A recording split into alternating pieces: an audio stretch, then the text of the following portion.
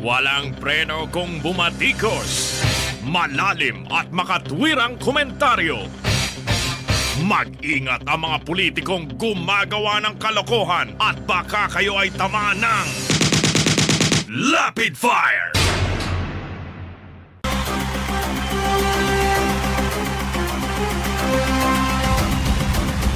Inamin po daw ni Presidente Duterte, sabi, na siya raw ay meron pong karamdaman sa lalamunan. Kasi kita naman yung dimple, di ba? Nawala yung Adam's apple. Mga kaibigan, yung pong malalim yung dito. May tawag doon yung binubutasan, di ba? May sakit daw siyang cancer. At malapit na raw na mag-stage 1. Alam ba ninyo, ininsulto pala, no? Nung mga tarantado, ng mga walang hiya, mga troll na bayaran, si Vice President Leni Robredo,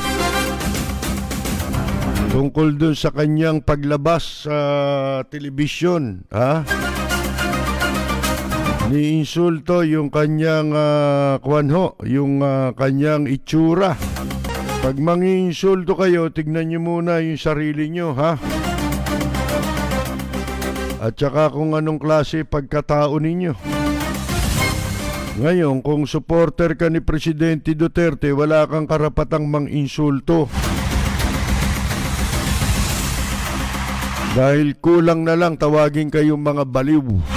Meron daw payo, doktor, kay Presidente Duterte noon na siya po ay malapit ng mag-stage 1 cancer. Pero yun matagal na po yun So nasang stage tayo ngayon. At ang sabi oras na para mag-resign itong PhilHealth President. Para sa akin dapat pati Presidente mag-resign na. Kasi po, umaming ka na, may karamdaman ka na. Ba-resign na. Ayon naman kay Teddy Boy Finger, dun sa mga nagsusulong ng revolutionary government, magtayo na lang kayo ng cheering squad at dun kayo tumayo sa harap ng Malacanang para alam na alam, nagsisip-sip kayo. Pakiramdaman nyo yung mga sinasabi, mga statement. Mukhang papaiwas na. Papaiwas na sa nakaupo na dapat tumayo. Di ba sabi ni Presidente Duterte, hindi niya raw kilala yung pong mga nagsusulong ng revolutionary government? Nagsisinungaling ba siya? Dahil ang sabi po nitong isang ano ba tawag mo rito? Yung isa sa mga undersecretary ng DILG, mga kaibigan, kilala ni Presidente Duterte yung mga nagtutulak ng revolutionary government. Di para na rin sinabi po nito, sinungaling si Digong.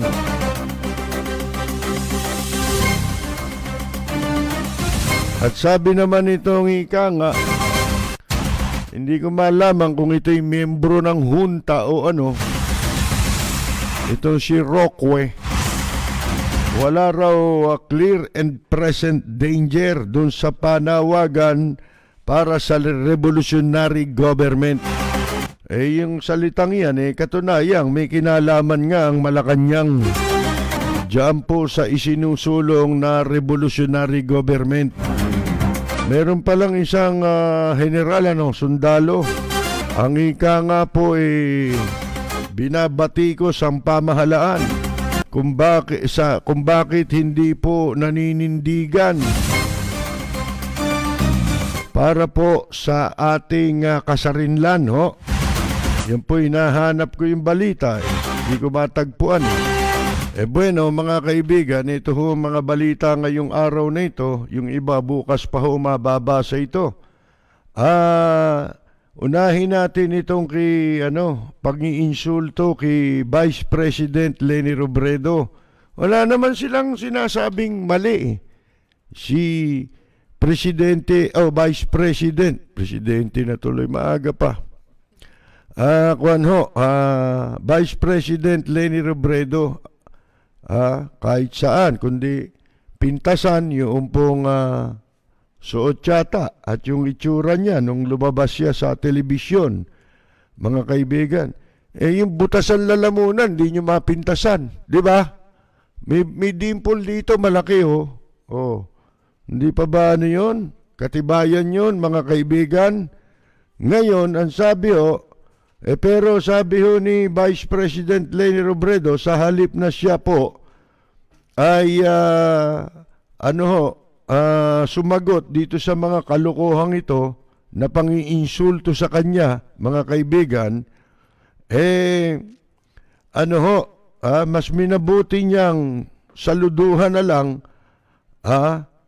yung pong may gawa ng mga personal protective equipment, yung PPE kung tawagin, na gawa ng Pilipino na nakipag-partner sa kanyang tanggapan. Ayon po kay Vice President Leni Robredo, siya po ay nalungkot sapagkat may mga tao na pinipili pa ang gawin siyang katatawanan sa kanyang paglabas sa telebisyon at sa social media, mga kaibigan, sa halip na unawain yung kanyang sinasabi sa publiko noong Lunes. Pero not one to dwell on the dark side. She instead took the opportunity to throw her support to a local brand that made the purple dress that she wore in her public address. Yon. Tsaka, huwag na kayong lalapit-lapit kay Vice President Leni Robredo, yung mga gustong umaaligid na ngayon, mga kaibigan. Katunayan, ito nga pala, maibalita ko sa inyo. Sunod-sunod na yata yung courtesy call ng mga foreign ambassadors, foreign ambassador kay Vice President Leni Robredo, mga kaibigan. Kamakailan yung bagong ambassador ng Australia, sa kanya yata nag-present ng credentials, mga kaibigan, hindi sa presidente.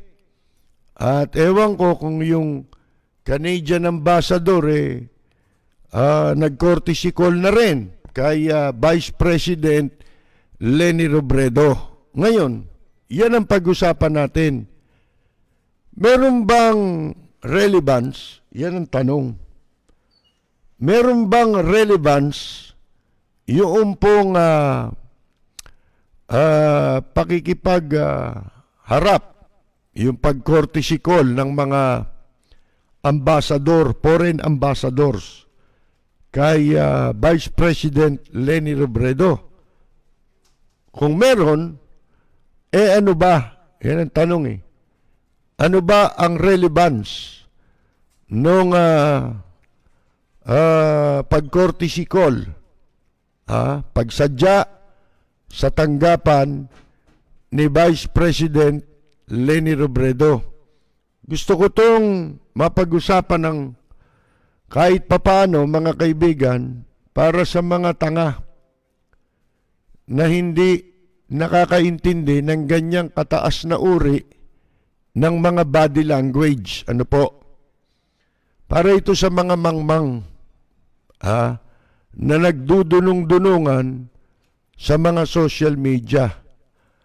At lalo na sa mga gago. na medyang nasa bulsa naman ng administrasyon.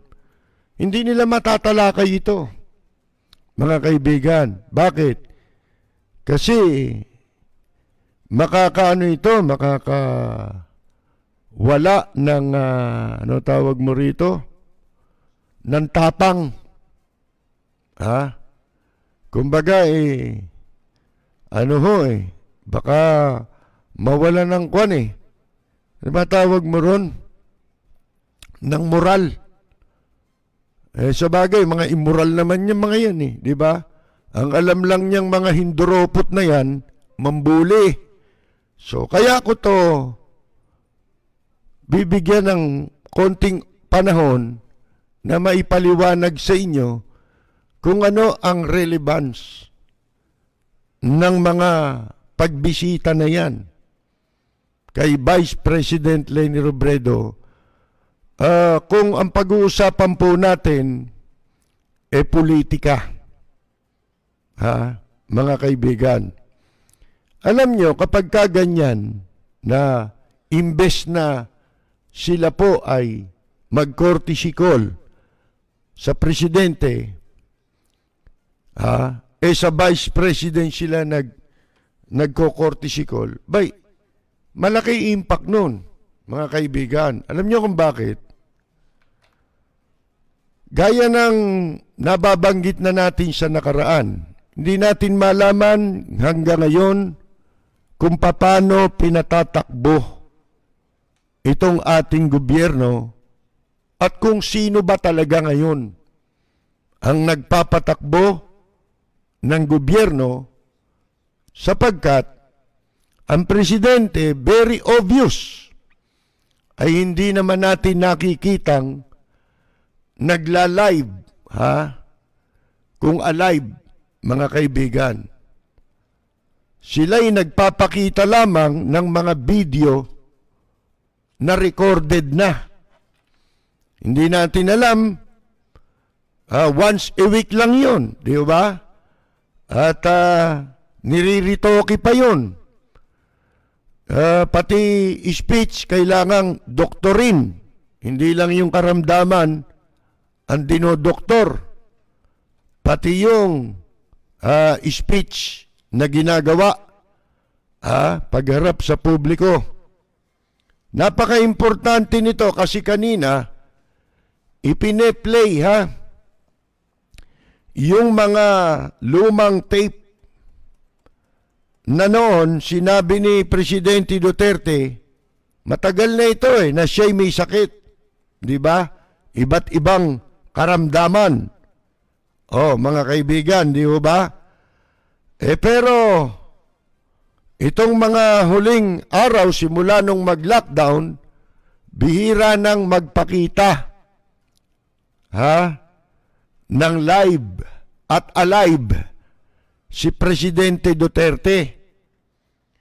Hindi ba dapat lalo sa panahon ngayon na pandemic, siya po ay dapat makitang nangunguna sa ating pamahalaan para isupervise ang mga ginagawa. Sa bagay, walang ginagawa. Puro lang daldal. Hindi naman natin mapapatigil ang COVID kung puro daldalang, di ba? Puro mando. Lahat nagmamando. Mga kaibigan, ngayon, anong relevance nito sapagkat meron ng mga speculation base sa mga lumilitaw na larawan, ikinakaila nila na isinugod dito sa Singapore. Katunayan, naglabas ng litrato, fake yung photo. Yung photo ay pinotoshop, mga kaibigan. Kasi yung mga lumalabas na kasunod, mas maganda.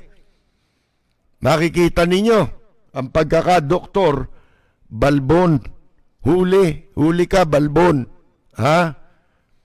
At meron ng hindi lahat tumutugma, mga kaibigan, sa tunay na estado ng presidente. Ngayon, sa napanood natin kaninang balita na ipinakita yung mga lumang video ni Presidente Duterte na siya'y nagsasalita kung saan doon niya binanggit na siya'y may mga karamdaman. Mga nito, magkakahiwalay na instance ito ng kanyang pagharap sa publiko. Matagal na. Ang sabi niya, meron siyang sakit kaysa sa yung burger, di ba? Yung nagbabara mga ugat. Sabi ko nga sa inyo, may kakilala tayo nagkasakit ng ganon. Yun ang ikinamatay. Madalit sabi, hindi totoong hindi life-threatening yun. Yung sakit na yun. Doon pa lang ngayon ang sinasabi, meron siyang cancer sa lalamunan Di ba?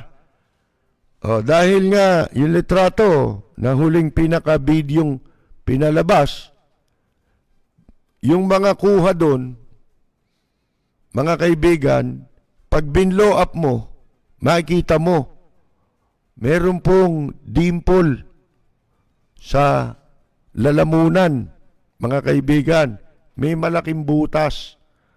Kasya yung tubo, yung nilalagay dito, mga kaibigan. Pero mukhang naghilom na Mukhang peklat na Dati hindi mo makikita yun sa kanya. Yung ganon, critical yung mga taong nilalagyan ng ganon, di ba? Pag binutasan ka sa lalamunan, critical yung lagay mo.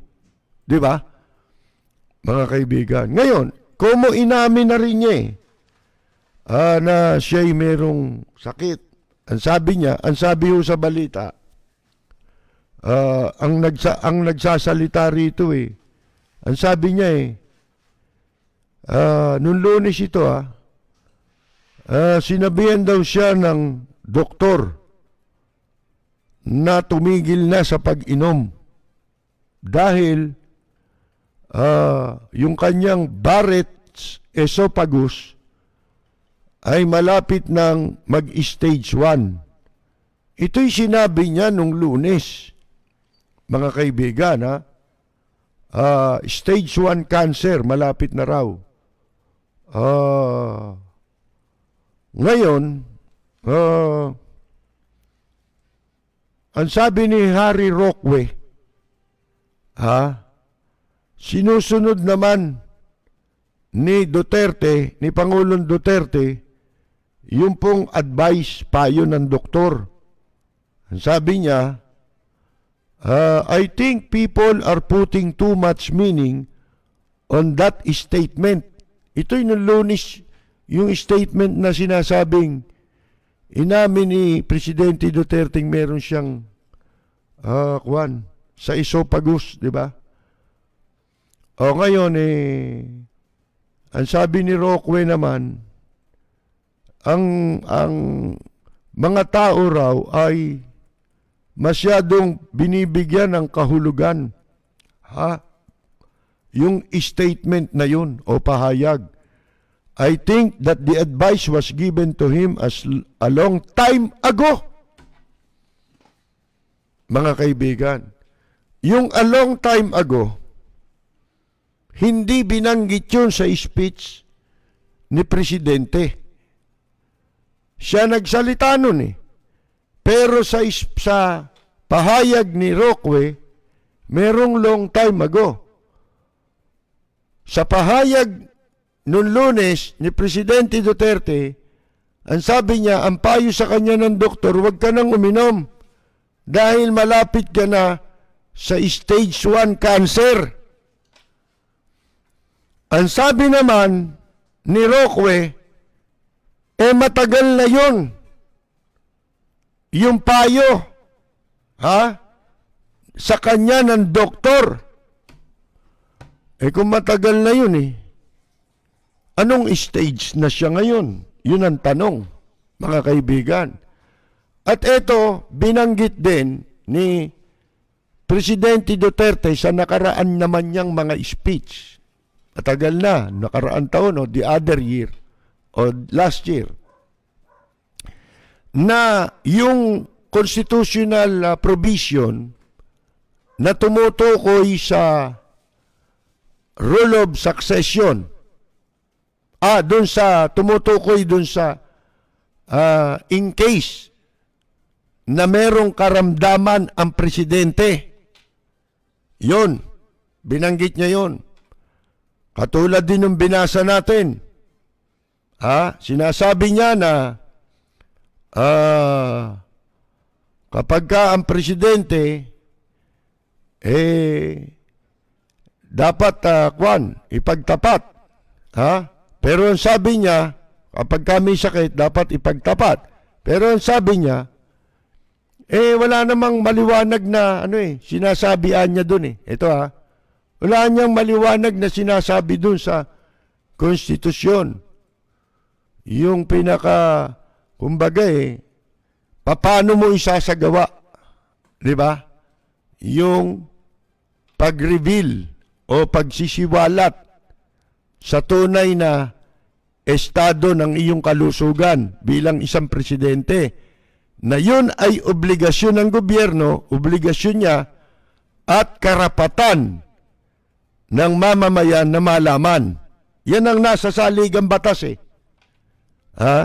Maliwanag yan At kinakailangan ang foreign in charge sa foreign relations natin na cabinet member, Armed Forces of the Philippines, Chief, mga kaibigan, kailangan sila ang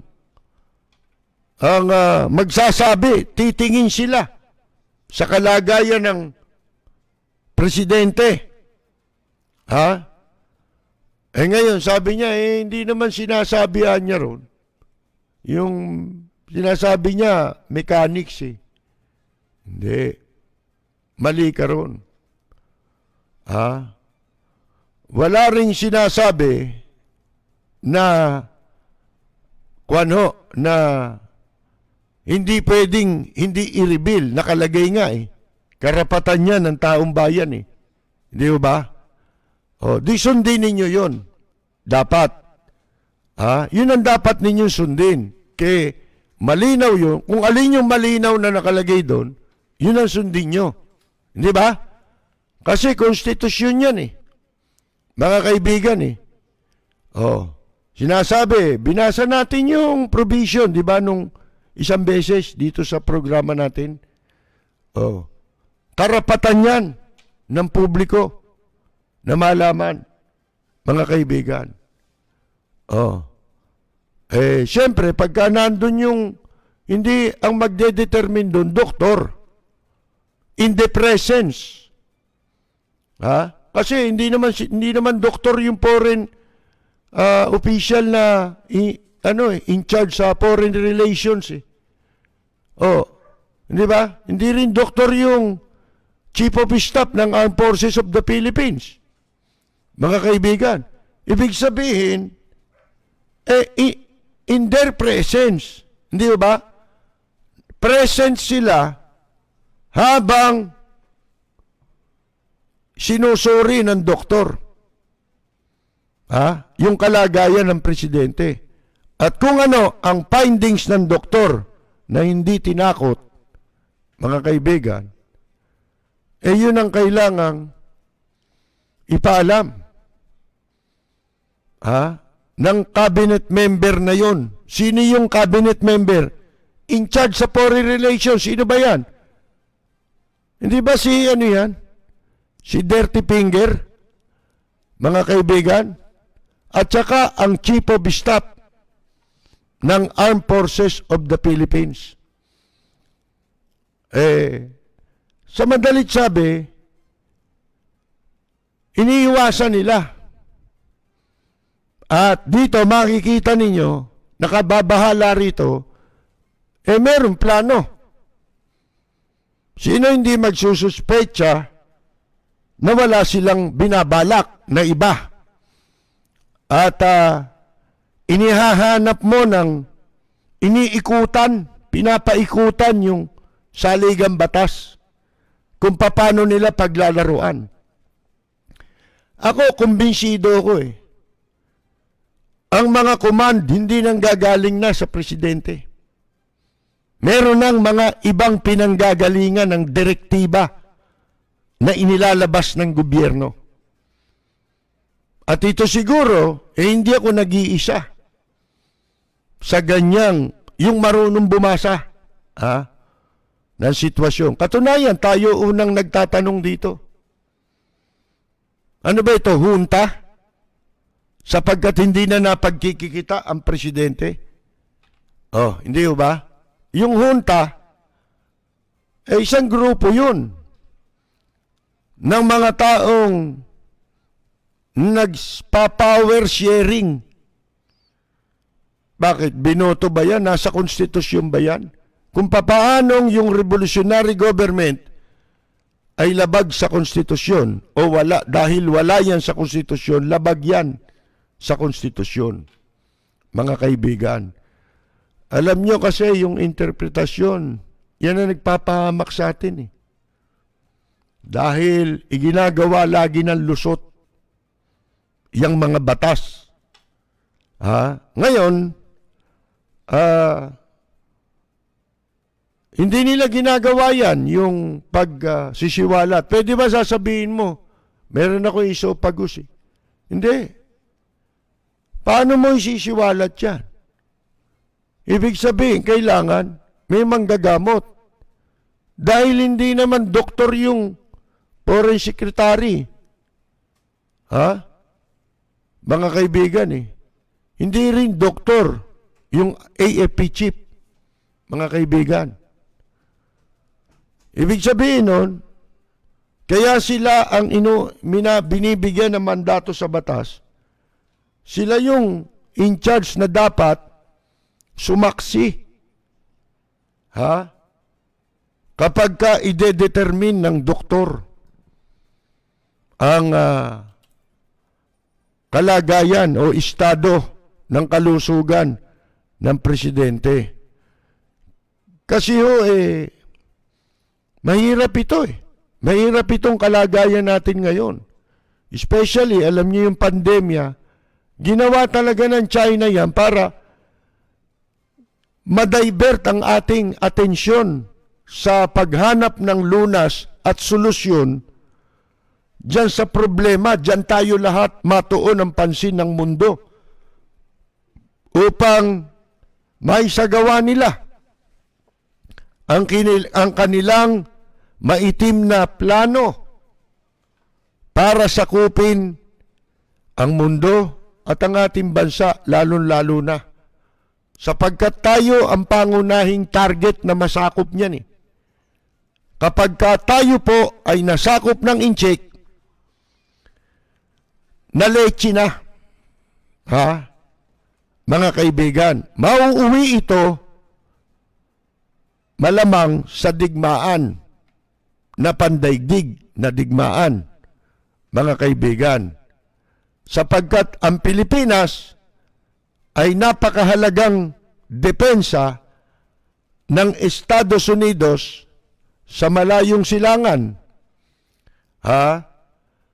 At dahil ito'y mahalagang depensa, kapag nawala ito sa Amerika, manganganib pati na ang seguridad ng ibang malalaking bansang kaalyado at maliliit na bansa na kaalyado ng Amerika.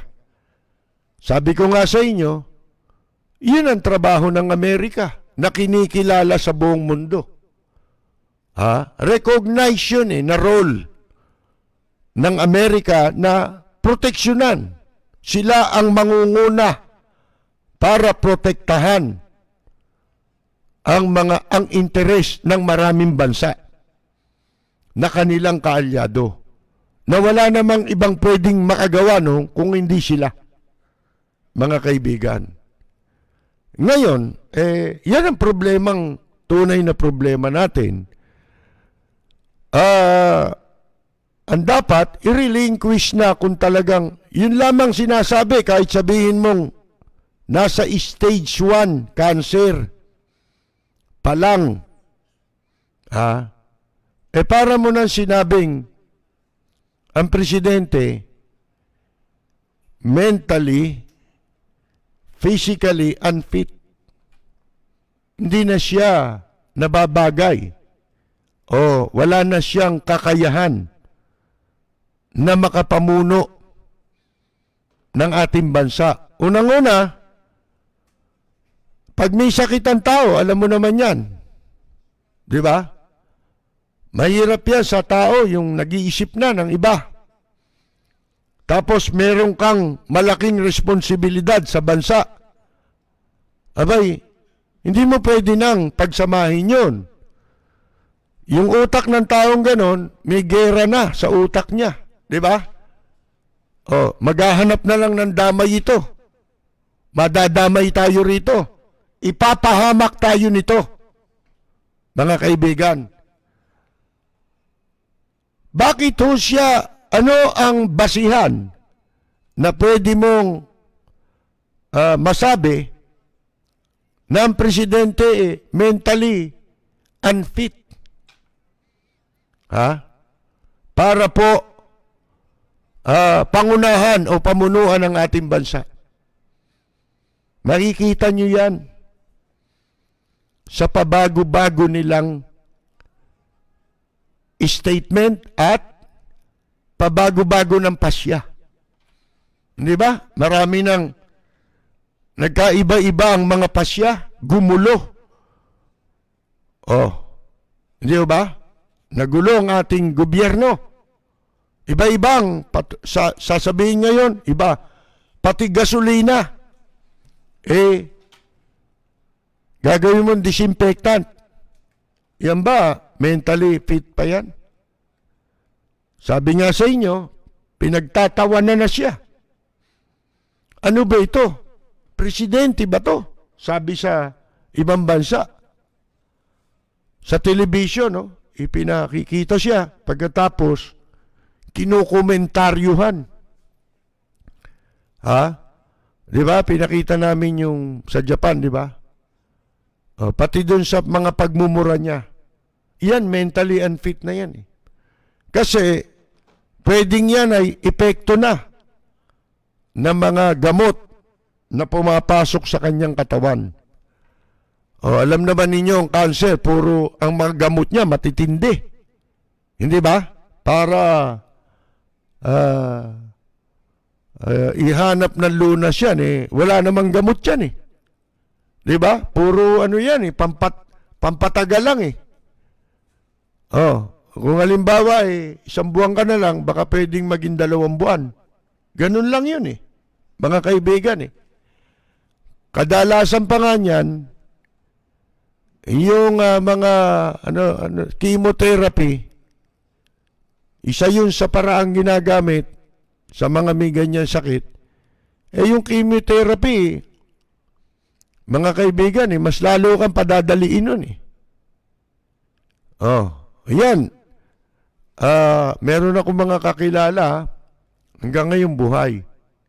Nagkaroon ng cancer. Bakit hanggang ngayong buhay? More than 10 years na, buhay pa sila. 15 years na, buhay pa sila. Yung isang kakilala natin, nagpa-therapy 2 beses, sumuko na. Ayaw na niya. Buhay pa siya hanggang ngayon. Pero yung alam nating nagtuloy-tuloy ng chemotherapy, patay. Matagal na nakalibing, mga kaibigan. Madalit sabi, imbes na gumaling ka pa, lalo kang mapapabilis. Di ba? Ngayon, ito ito magpapadakila na sa kanya kung wala silang maitim na intensyon Hindi ba niya alam na ang magpapadakila lang sa kanya yung pag-relinquish ng kanyang posisyon kay Vice President Leni Robredo? Yun na lang ang paraang makapagsasalba sa ating bansa.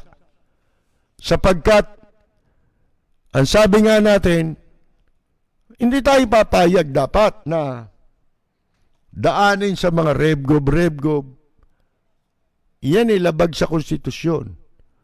Dapat tayong sumunod sa saligang batas sapagkat iyan ang rule of law.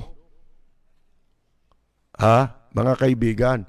At kung talagang leader ka, na ang nasa sa isip mo yung unahin ang kapakanan ng bansa at ng mamamayan, magkukusa ka eh.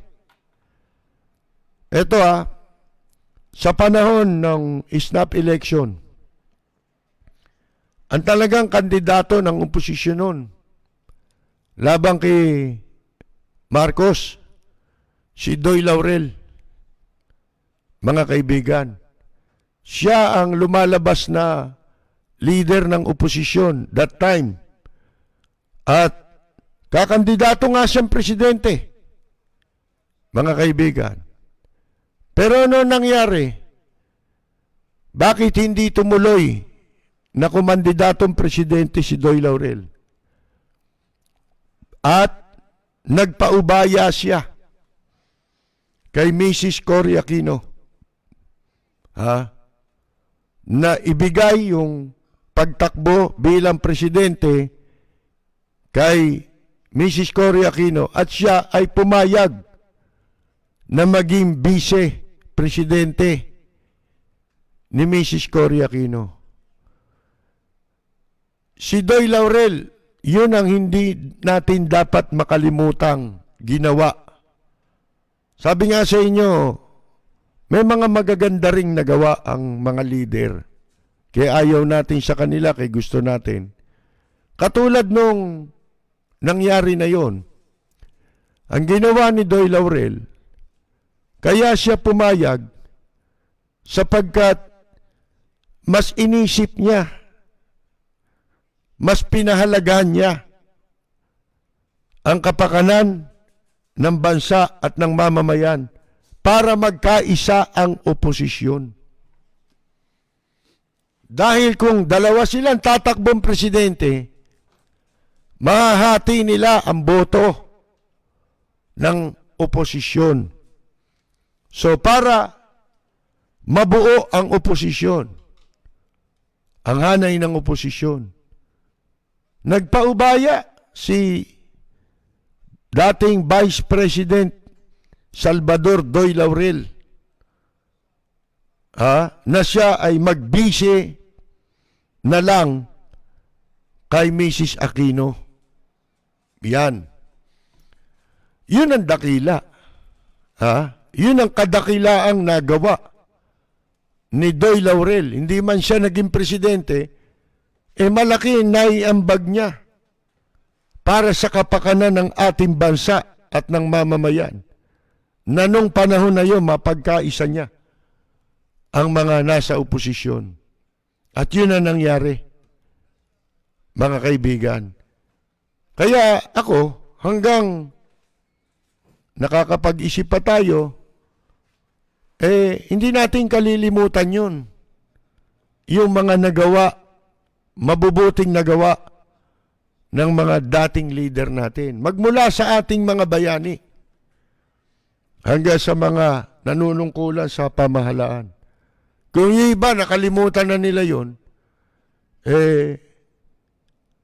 ano sila? Karaniwan silang Pilipino na meron sakit na kalimot.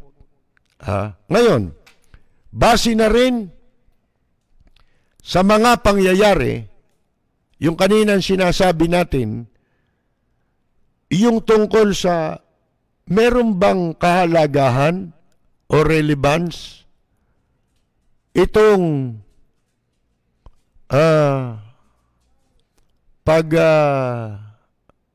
courtesy call ng mga foreign dignitaries kay Vice President Leni Robredo?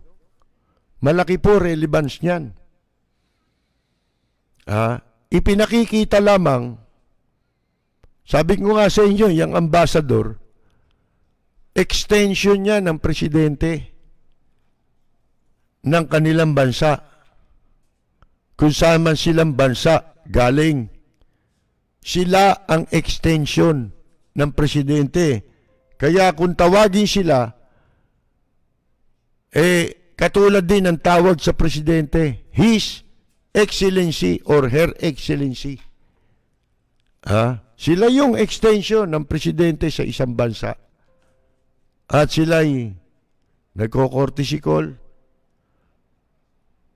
Di ba dapat kung bago kang ambassador, doon ka sa Malacanang, magpe-present ng iyong credentials? Bakit kay Vice President Leni Robredo?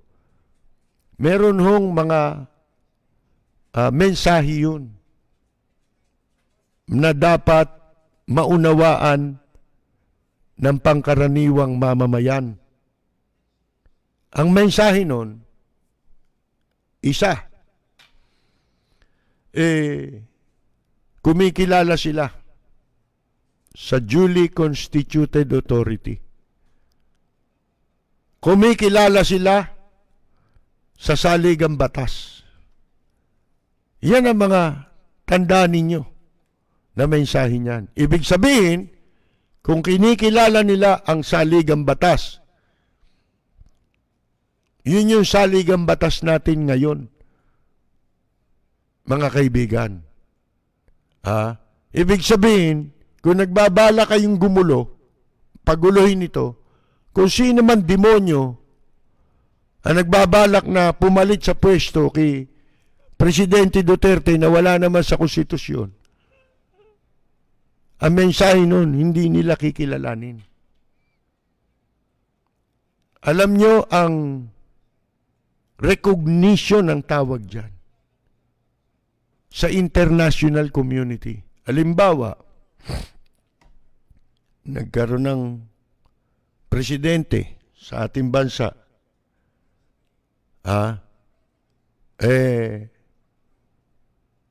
Alam ba ninyo na kailangan recognize yan ng international community? Kaya nga, di ba, pagka yung tapos ng eleksyon o may leader na pumalit, ang ginagawa ng mga bansa, nagpapahatid sila ng pagbati. Di ba? Binabati nila. Congratulate. Ibig sabihin, nire-recognize ka. Kinikilala nila ang iyong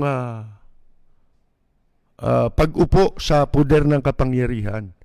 Pero kapag wala yun, ano ibig sabihin nun? Kalabang kanila. Nung una pa lang, sinasabi ko yan, di ba? Huwag niyong kalabanin yung mga bansa na hindi naman nating kaaway. Bakit ninyo minumura yan? O, di ba, binabanggit natin na pwedeng, maging mga repercussion yan, o magiging mga consequence ng mga ginagawa nilang hindi tama. Hindi ho ba? Sinabi na natin yan noon eh. Ito lang pagkampi ninyo sa China. Ito lang pagbukaka ninyo. Ginawa ninyong burikak tong Pilipinas sa China.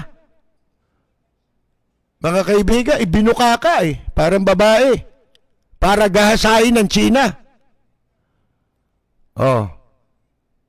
Yan lang, isang masama yan. Pagkat nilalagay mo sa panganib ang buong mundo. Hindi lang Pilipinas. Nanganganib tayo, pero yan ay magsisilbing panganib din sa maraming bansa na hindi naman natin kinalaban. Gustong kalabanin. Kaya hindi natin kaya makipaggera sa China. Hindi yun ang sinasabi.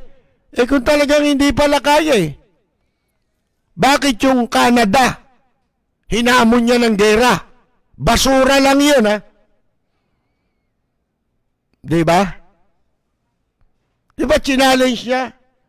Gera daw, mga kaibigan, sa Canada. Sino ka? Kaya pinagtatawanan lang ganun ba? Yung mga matataasang pag-iisip, hindi na, hindi lumalahok yan sa bungangaan, mga kaibigan. At hindi magpapakita ng hinanakit yan. Ha? Dahil pampersonal lang yun eh, yung insulto ninyo. Di ba? Ngayon, dapat yan, naiintindihan yan ng pangkaraniwan tao. Ibig sabihin no, yung mga pagdalaw kay Vice President Leni Robredo, yan eh, dapat magsilbing babala sa mga naghahangad, yung mga power grab, na dadapuraki ng ating saligang batas, makapaglambitin lang sila sa pwesto, mga kaibigan. Hindi po pwede yan. Pinakikita na sa inyo ng international community ang kanilang pagkilala. Kinakailangang masunod ang demokrasya. Yun yung sinasabi ko nung isang araw. Kung pinakikialaman tayo, pinakikialaman kayo, pinapananagot kayo sa human rights violation sapagkat may pakialam sila sa atin, commitment yan ng mga bansa. Hindi ka pwedeng nakipag-commit ka dyan pagkatapos o ang bansa nakipag-commit dyan, babaguhin mo yon nang wala sa tiyempo. Lalo na yung seguridad ng international community, ano mangyayari sa iyo? Para kang si Saddam Hussein.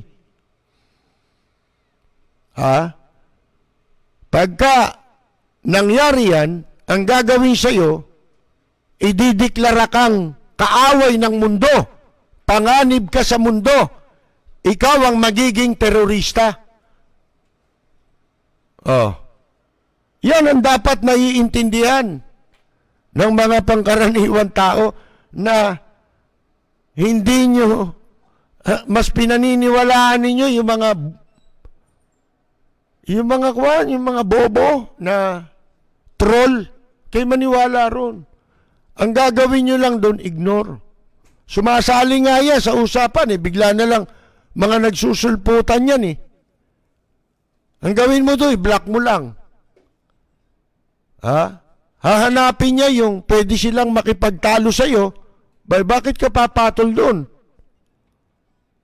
Yun ang gusto nun para kumita sila Humahanap sila ng pagkakakitaan nilang tao. Pag naniwala ka rin biktima ka, gago ka. Diba? Hindi ito pinagtatapat ng kahit sino. Kahit mga politiko. Hindi pagtatapat sa inyo yan. Kung paano ninyo babasahin ang pangyayari. Halimbawa, yun nga, yung bakit kay Vice President Leni Robredo nagko-cortical. Bakit sila pumupunta? Ibig sabihin, may pagkilala sila sa iyo. Kaya, ito'y magsisilbi rin na warning sa mga power grab. Kaya ngayon, makikita ninyo kung babasahin ninyo mga sinasabi ngayon. Ito si Roque. Siya nagpapahamak sa presidente niya. Mga kaibigan. Sipin mo yung sabihin ni Presidente Duterte na pinayuhan siya ng doktor, wag uminom. Wala siyang binanggit kung kailan sinabi yung payo sa kanya. Pinayuhan siya. Dahil kung hindi, patungo na raw siya sa first stage ng cancer. Akalain mo, ibisto ni Roque. Kunyari, pinagtatanggol, pero binibisto. Ano sabi niya? Matagal na niya yung pinayuhan siya. Kung matagal na, hindi na stage 1 ito. Kaya hindi na natin siya napagkikita. Mga kaibigan. Di ba? Basahin ninyo ang statement na ni Locsin. laban sa revolutionary government. Pinapahiya na sila, mga kaibigan. Di ba pro-China itong kupal na yan? Si Boy Finger, mga kaibigan. Pro-China yan eh. Kung saan si Duterte, doon yan eh. Di ba? Mga kaibigan. Ay bakit ngayon? Paiba-iba na. Yun lang paiba-iba na salita ni Presidente Duterte. Mentally, hindi ka na fit. Physically. E di lalo na, sapagkat sa iyo mismo nanggaling yung pahayag na mayroon kang tama. Di ba? Bali ba yung ganyang karamdaman, apektado utak mo eh. Apektado mga desisyon mo. Hindi pwede yun. Hindi kailangan yun ng taong bayan. Ang kailangan ng taong bayan, yung wasto ang pag-iisip, wasto rin ang kalusugan. Gusto mo maging dakila, di isalin mo na yung pwesto. Bakit gugustuhin mo pa na gumulo ang bansa mo, malagay pa sa panganib ang mga mamamayan at ang bansa natin? Wala ba kayong pagmamahal na natitira sa sarili ninyo, sa taong bayan? Ako, nagsususpecha na eh. Sa mga nakaraang panahon, di ba, malimit niya sabihin eh, pag may kinagagalitan siya eh. Hinahamon niya, tapos sasabihin niya, isama ko kayo sa impyerno eh. Baka yan ang gusto niya. Isama niya ang Pilipinas sa impyerno. Ang mga Pilipino, kung saan siya papunta. Mga kaibigan, salita ng mga taong hindi dapat nanggagaling sa isang presidente. Di ba? Hindi lumalabas yan sa bunganga ng isang presidente. Kaya dito, pag inisa-isa ko, pinagsabay ko rito, pag susunod-sunurin ko, speech ni Marcos. Si Ninoy hindi naging presidente. Pero sabi ko nga sa inyo, ang inaangako kay Ninoy yun. At saka nagtaya rin siya. Buhay niya rin ang itinaya niya. Kaya dumating yung punto na malaki hinanakit niya sa mga tao. Nung namatay, sabi nila, hindi nag-iisa eh. Nung nakakulong, nag-iisa eh. Di ba? Ito naman, sabi ng tao, hindi ka nag-iisip. Si Nino hindi nag-iisa, ikaw naman hindi nag-iisip. Mga kaibigan, aniisip kapakanan nila. Personal na to itong ginagawa nila. Personal na pagpapahalaga na lang sa kanilang mga sarili.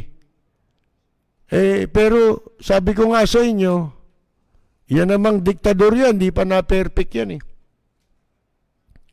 Wala pang perfect niyan. Alam mo na ang ending niyan, di ba? May katapusan yan. Kumbaga sa comics, wakasan yan. Di ba, mga kaibigan? Ganun talaga eh. Pero kailangan maunawaan ninyo. Mga sign yun, sign. Mga palatandaan, yan. Kapag ang mga dignitaries, isa-isa nang nagko-courtesy call kay kay Vice President Leni Robredo, ibig sabihin, nandun ang garansya na hindi nila kikilalanin ang ibang paraan ng kung sakasakali man. Ibig sabihin ng konstitusyon, kung hindi man matuluyan, kundi man matuloy itong mga binabalak nila at magkaroon tayo ng halalan sa 2022, konstitusyon pa rin. Yun. Dahil yun ang talagang nasa konstitusyon. Hindi mo pwedeng baguhin ang petsa niyan. Yan yun eh. Nakatadhana yan sa saligang batas natin. Kaya yun ang kikilalanin nila. kaya tumakbo man si Vice President Leni Robredo, that is beside the point, mga kaibigan. Sabi nga sa inyo, yung expression na yun, expression ng pagkilala nila sa konstitusyon natin. At magsilbing babala sa sino mang nagbabalak, may mga maitim na balakin na labagin ang ating saligang batas. Lapid at sa mga listeners ngayon, binabati ko ang inyong programang Lapid Fire sa matapang at makatotohanang pagbabalita. Lagi po nating pakinggan ang programang Lapid Fire ni Kapersil Lapid. Ito po ang inyong katrupa at kaibigan, May Pacquiao. Maraming salamat po. Bueno, mga kaibigan, ito yung mga ibang balita na pag-uusapan natin. Huwag na natin intindihin yan. Yung mga paninira kay Vice President Leni Robredo sapagkat ang sinasabi lang natin dito, ano ba naman koneksyon ko kay Vice President? Wala naman eh. Pero noong nakaraang eleksyon, gaya ng alam ng mga nakikinig sa atin, ang ikinampanya ko talaga Duterte, Robredo. Ba't sinasabi mo, gusto mo si Marcos? Oo, pero si Marcos, patay na yun eh. Yung anak, bakit si Leni Robredo, bakit Duterte Robredo ang aking ikinampanya sa aking programa sa radyo? Kasi alam ko, yung magaspang itong si Presidente Duterte at saka isang mabait. Wala ka naman pipiliing Vice President nun eh. Bakit hindi si Bongbong? Yun na nga ho sinasabi natin eh. Hindi ko gusto ko yung tatay, pabor na ako na sino man ang tumakbo sa pamilya nila. Hindi ho yun eh. Ang iniiwasan natin, yung kung halimbawa si Bongbong mananalo nun, babalik lang tayo sa dati. Wala na yung Aquino, babalik naman, Marcos naman. Anong klase yun? Wala nang katapusang pag-aaway yan. Hindi ba? Personal na ang ginagawa nila, isinasangkot na tayo sa personalan. Sa palagay ba ninyo, hindi maghihiganti yun? Maghihiganti rin yun eh. Hindi ba? Pagka nalagay sa pesto, bakit hindi si Cayetano? From the very start, di ako naniniwala dyan. Bistado ko kaagad eh. Di ba? Sino pa? Yung ibang Vice President, di ako naniniwala ron. Kaya ho, ang napili ko noon na ikampanya, si Leni Robredo.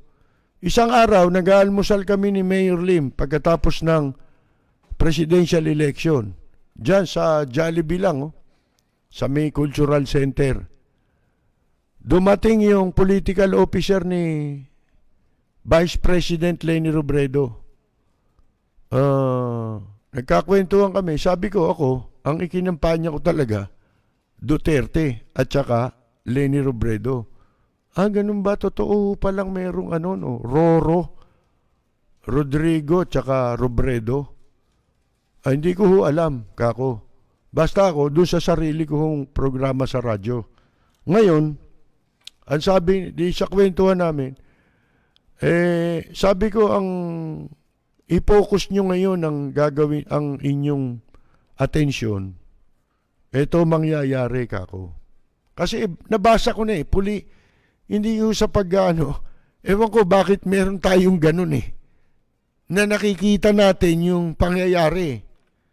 Pinayuhan ko yun yung political officer na yun, hindi ko na alam ang pangalan Ay i-focus nyo yung attention nyo, kako, sa social media.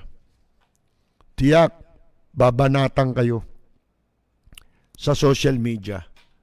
Sisiraan si Vice President Leni Robredo. Nagkatotoo sigurado, nandyan pa sa opisina niya yung tinutukoy natin political officer niya. Dumating yun dun pinakilala ako ni Mayor Alfredo Lim mga kaibigan. Totoo yan. Di totoo, nagkatotoo nangyari. Siniraan nga si Vice President Leni Robredo. Kaya ko pinili yun para yung balanse yung gobyerno natin.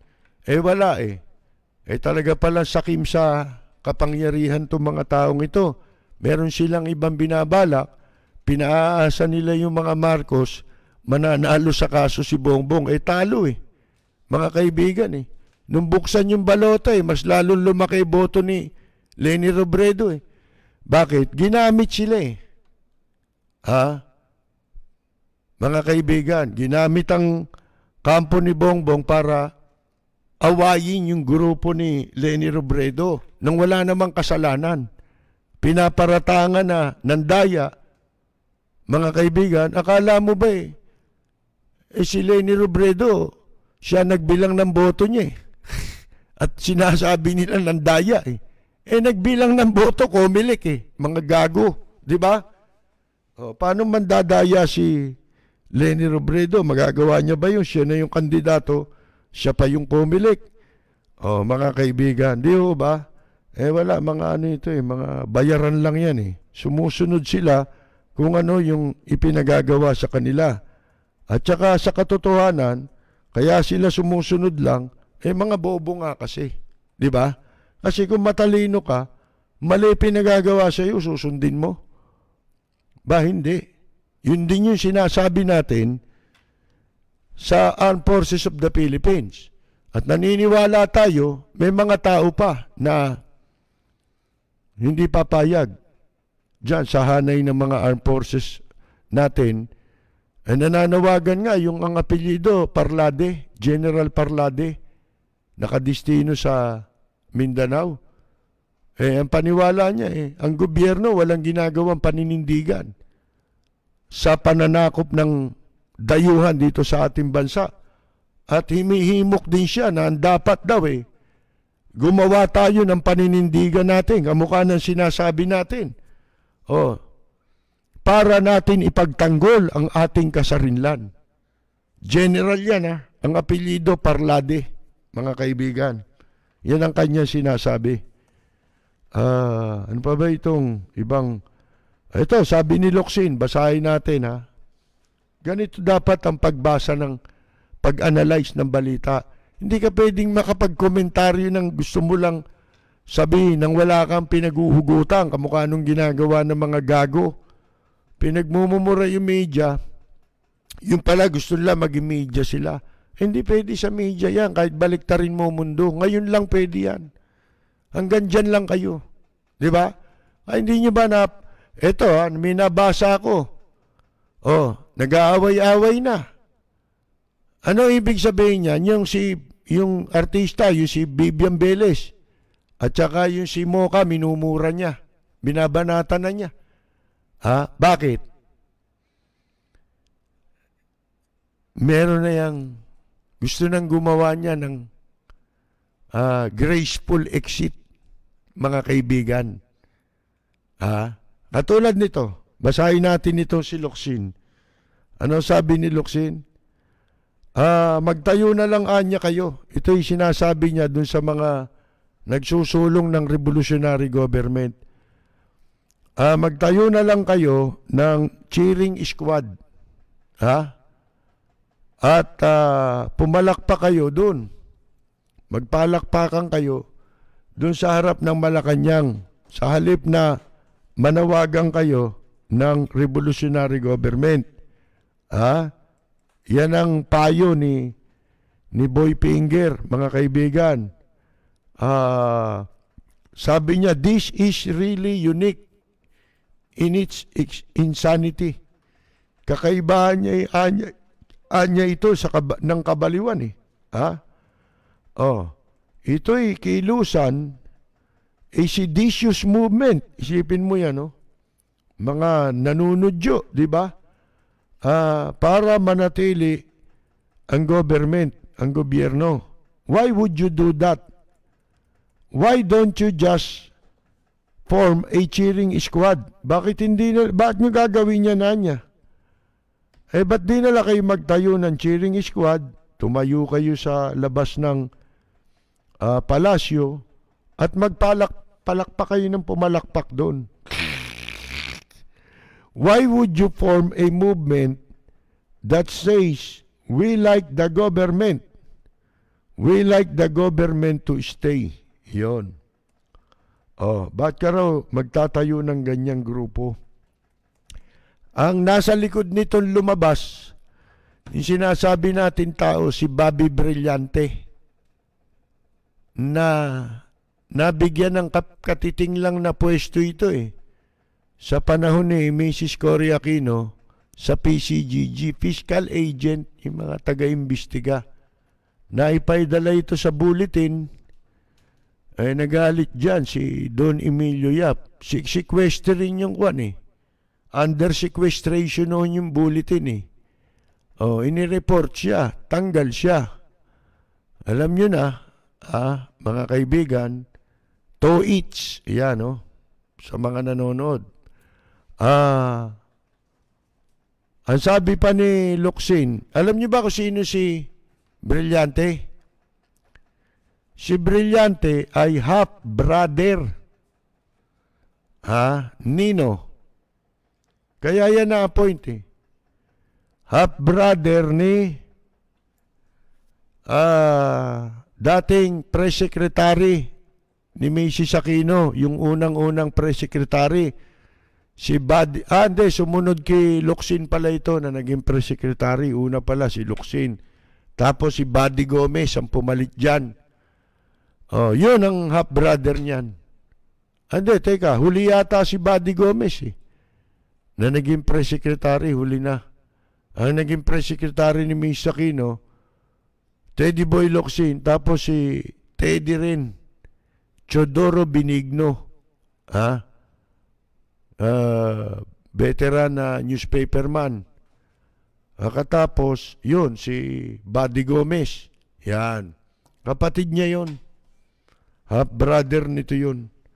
Si Bobby Brillante. However, sabi ni Locsin, if the movement goes to the extent of really trying to subvert the coming elections, then that's sedition. Kung ang gusto raw nitong kilusang ito ay wag matuloy ang eleksyon. Sabi niya, sedition yan. And that should be met with the full force of the law. Mga kaibigan. Wait for the president to pick his candidate. Antayin daw nila na makapili ng kandidato. Siguradong matatalo. Pagkat hindi na tayo dapat pumayag na magpaloko. Sapagkat kung matuloy man ang eleksyon, yun ang pinaka last last ditch effort nila magkaroon ng eleksyon. Kung itutuloy ang eleksyon, may kandidato sila. At gaya ng sinasabi na nga natin, mag-ingat na tayo sa mga kandidato. Bakit? Hindi lang isang kandidato gagawin yan. Ngayon, kung sakaling matuloy, maglalagay magpipil dyan ng lihim nilang mga kandidato. Bakit? Napasubo na sila sa inchik. Kailangan may magtuloy nang simulain nilang maka-inchik. May magtuloy. Anong tawag doon? Yan yung sinasabi na Manchurian candidate. Halimbawa, ano indikasyon? May magpapanggap dyan makabayan ako Di tayo papayag. Pa-deport natin tong dalawa. Yan. Yan ang mga Tapos, ilang araw, mamimigay ng tablet, gadget, sa mga teacher, tsaka mga estudyante. Mga kaibigan. Nung tignan ko, pinokus na ganun yung camera. Huawei. Di China yun. Mga kaibigan, talagang pinaglululoko tayo Walang preno kung bumatikos. Malalim at makatwirang komentaryo. Mag-ingat ang mga politikong gumagawa ng kalokohan at baka kayo ay tamaan ng Lapid Fire! Binanatan din ito na yung mga nagbabangon puri Di ba, tandaan ninyo, kung magsalita ito labang kay Vice President Leni Robredo, akala mo kung sino? Hindi ka naman na-elect Elected ka ba? At ako may natatandang instance. Hindi naman sa pambabastos kay dating Senador Joker Arroyo. Kaya lang nangyari ito sa Makati. Itong dalawan to. Mayabang to si Locsin, di ba? Si Boy Finger. Nasa isang bar. Diyan sa isang malaking hotel. Peninsula yata Manila Pen o Mandarin. Binugbog yan ng isang foreigner. Paano? Maingay sila. Sinita nila yung Sinita sila ng foreigner. Ingay nila mag-usap malalakas ang boses. Siguro dahil kami, congressman din siya nun Alam ninyo, sinagot niya yung sinagot nila yung Amerikano o yung foreigner, di ko alam kung ano yun. Kalahin mo si Joker ang nahablot yata, nilampaso ron sa sahig ng labi. Dahil sa kayabangan, mga kaibigan nito. Ngayon, ito pa mapapansin niyo. Dati binabanatan nito si Vice President Leni Robredo, di ba? Ngayon, sabi niya, ang binabanatan niya ngayon, itong Undersecretary, Secretary, Ipemako Densing III. Kasi raw ang sabi nito, ang mamamayanan niya may karapatang magrevolusyon. Ang sabi ni Locsin, I think that was really a lunatic statement. Nagkamali ba tayo? Sabi ko lang, mga baliw yan talagang kabaliwan yan, mga kaibigan. There's no such thing as right to revolt. Totoo naman yun Yung may sabi sa inyo nun. Mga bobo de layo ka, mga napagkukuha nito, ba't di masisira ang gobyerno natin? Ba't hindi mabababoy? He's saying that a revolutionary government is a right? No. Sabi ni Locsin, it is an abrogation of rights. Tama. Yun yung sinasabi natin. Ibig sabihin, revolutionary government, hindi ka kumikilala sa konstitusyon. Di ba pag yun? Pag re-revolt yun, di ba? Ayaw mo nang kilalanin yung konstitusyon, mga kaibigan. At yun, kung maitatag mo yung revolutionary government, katumbas nun? Abrogation of rights. Pagbuwag din sa karapatan. Kasi bubuwagin mo yung konstitusyon, bubuwagin mo yung karapatan. It's a substitution of facts. If you can pull it off successfully, ayun. Kung magtatagumpay ka, ganito lang yan. Halimbawa, nagkudeta. Di ba ang daming kudetang nangyari sa panahon ni Mrs. Cory Aquino? Panahon ni Gloria, meron din, di ba? Ibig niya sabihin, pagka nagtagumpay yung kudeta, ikaw ang tama. Ikaw ang magiging tama. Pero pagka hindi kayo nagtagumpay, yun? Revolusyon yung ginawa nyo. Rebellion yun. Pagre-rebelde yung ginawa mo. Pag nagtagumpay yun.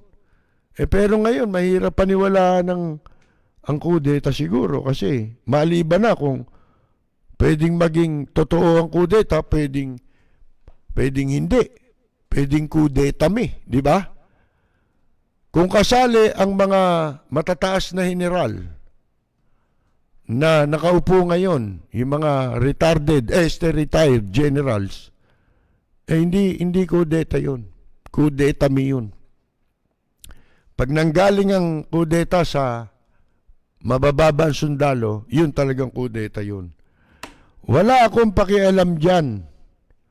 Diba sabi ni Presidente Duterte dito sa sa nagsusulong ng Revgob. Sabi nito ni Dinsing, Ipimako Dinsing, kilala niya po yan. Ang namumuno dyan, si chairman.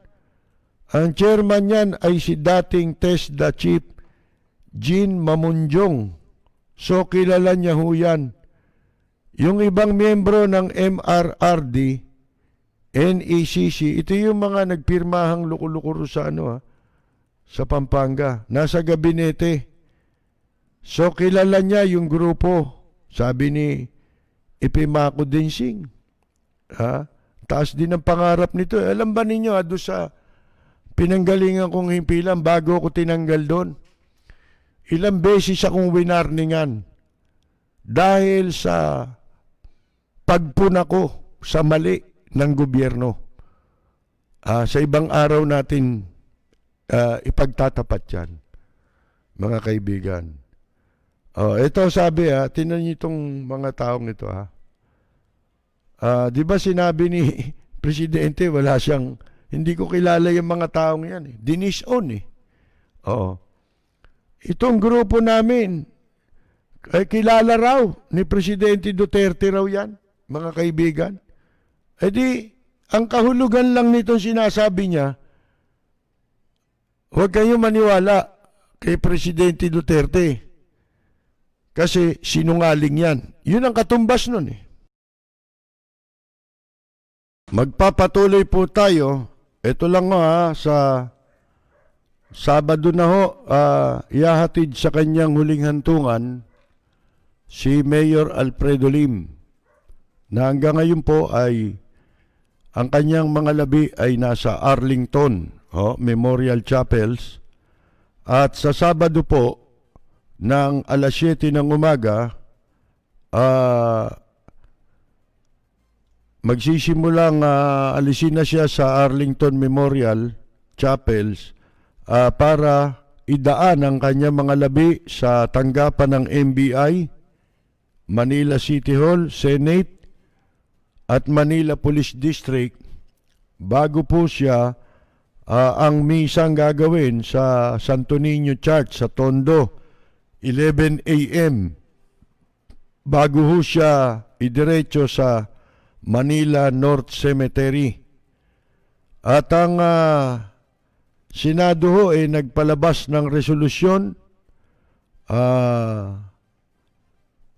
para ho sa pagkilala sa mga nagawa ni Mayor Lim bilang alkalde, bilang senator,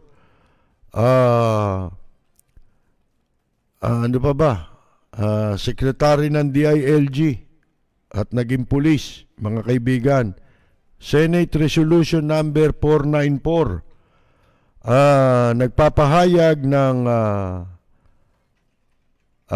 pakikisimpatya at pakikidalamhati sa pagpanaw ni dating Senator, Mayor, General, Director, Secretary Alfredo S. Lim. Mga kaibigan, sabi ni Tito Soto, Senate President, at Senator Pampilo Lacson, Francis Tolentino, si Lim ay nagsilbi sa mga mamamayang Pilipino ng merong hindi matatawarang dedikasyon, dangal at dignidad sa mahigit 6 na dekada sa iba't ibang tungkulin na kanyang hinawakan. ito'y sponsored tong speech, ha?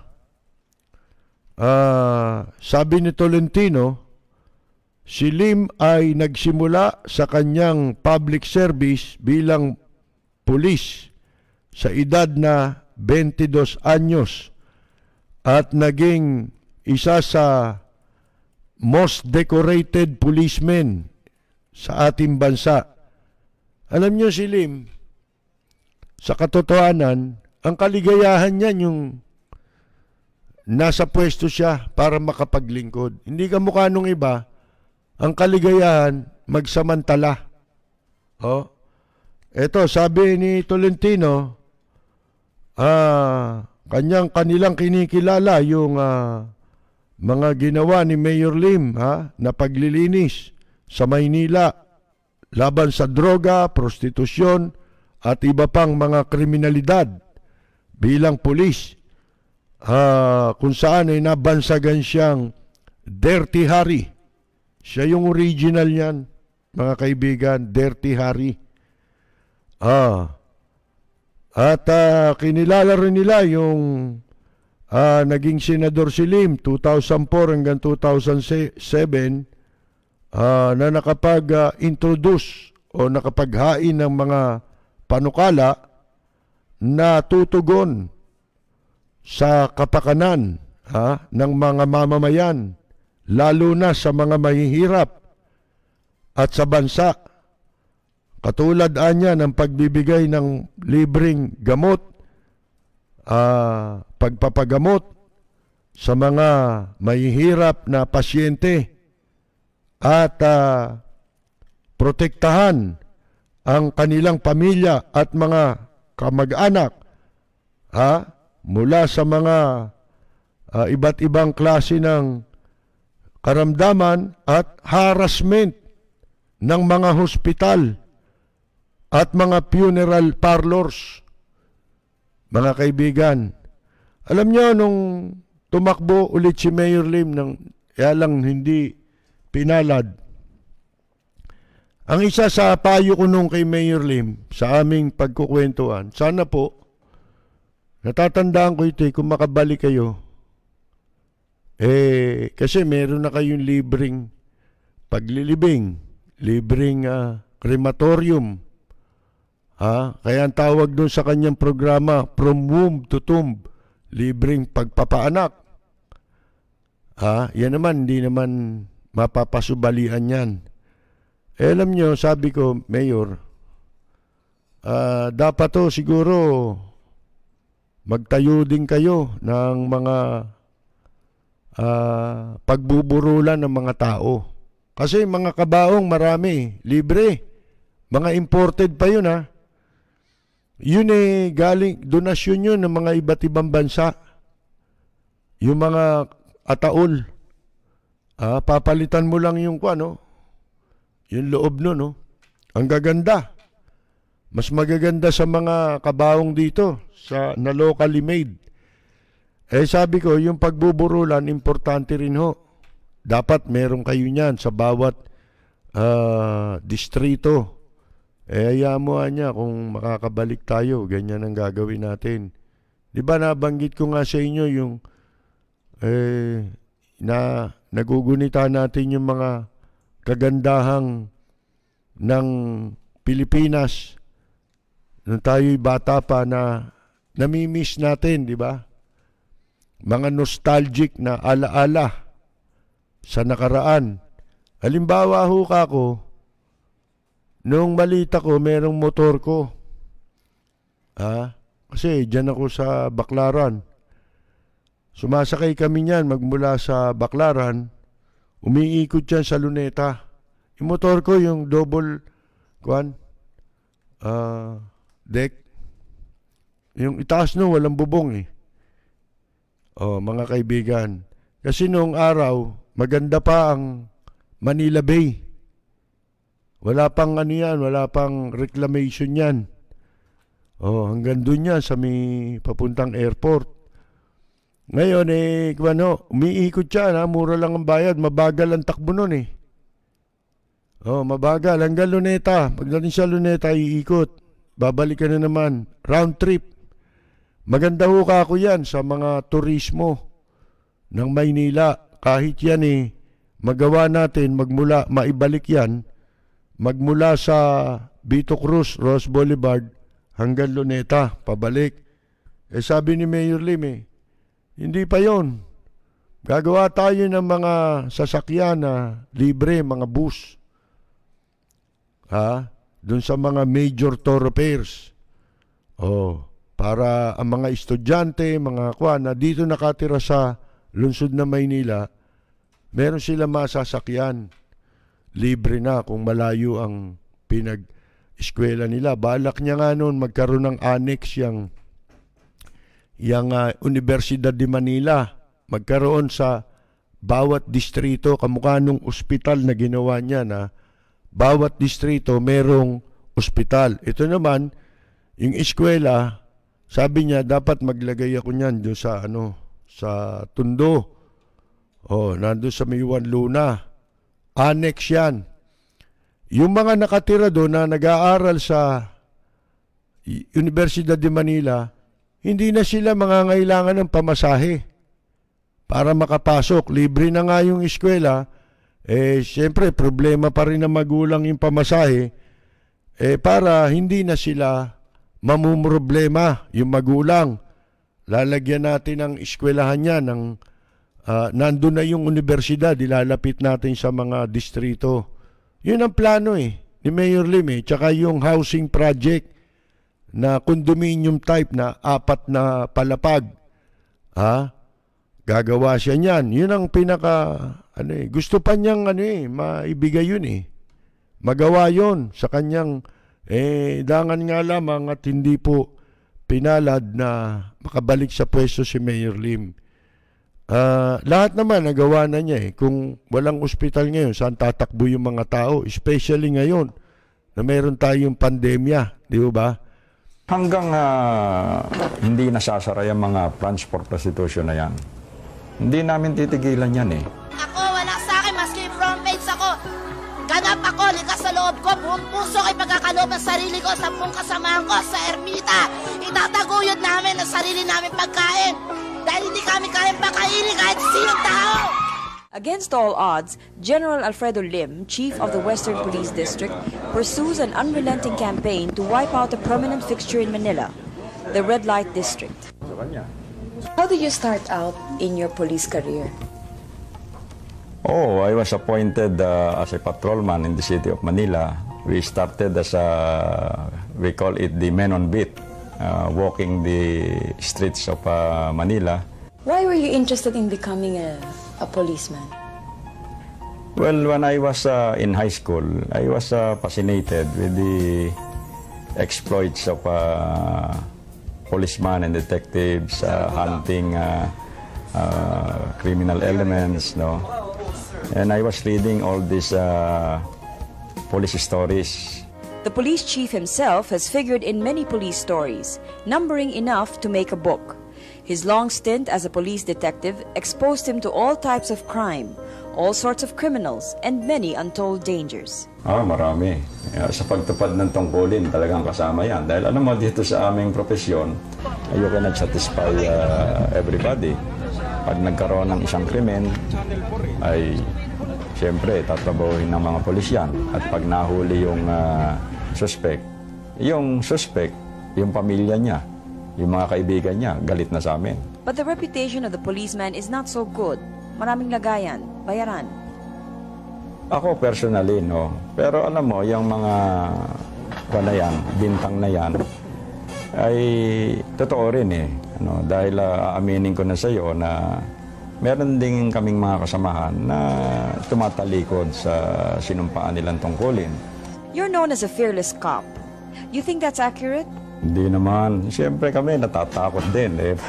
Pare-pareho lang tayong tao dangan nga lamang, yan ang aming pinasok na trabaho. I've been in the service for 37 years already. And I can look everybody in the eye, and also my family that have never been accused of extortion or whatever.